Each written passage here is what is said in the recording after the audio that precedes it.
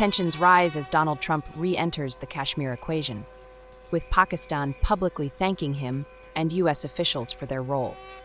Indian defense experts call this a dent in India's strategic autonomy, with Prime Minister Modi now appearing on the back foot after Operation Sindoor. China, meanwhile, has strengthened its support for Pakistan, even conducting drills near the conflict zone. With the US now having, quote-unquote, intervened, which is what the Pakistani Prime Minister, Mr. Shehbaz Sharif, has acknowledged in public. He has thanked Mr. Donald Trump. He has thanked Mr. Rubio, who is both Secretary of State and NSA. So the US is back in the game, which is not desirable from the Indian point of view. So in terms of outcomes, I think for India, it's a very mixed bag. India thought that this would be a walkover and Prime Minister Modi would emerge as somebody who's resolute, who can carry out an operation and send a message, etc. Today, in less than a week after Op Sindoor was launched, my personal assessment is that he is in the back. But very broadly, I would say that India's aspiration for strategic autonomy, this is a term we've heard many times, that has been diluted. I'd even go to the extent of saying it's been dented. But I'll leave it at that now. But I would just say that yes, India did not receive that kind of black and white support that it had hoped it would get, even in the United Nations Security Council. I think China lost an opportunity in Op Sindoor. They should have been the honest broker and spoken to Pakistan and lowered the temperature.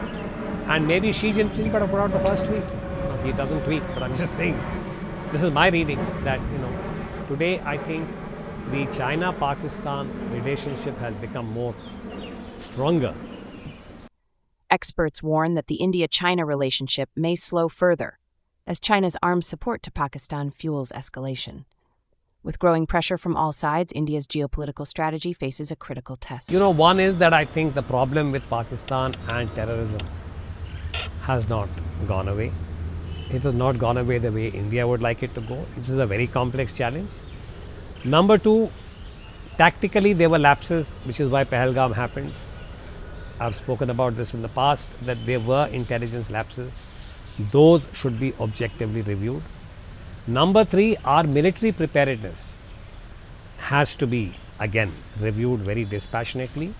81% of the Pakistani army equipment is of Chinese origin. These have contributed to the escalation in the India-Pakistan conflict. So China is sending a very offensive signal to India. In the midst of a conflict, China had supplied a lot of arms,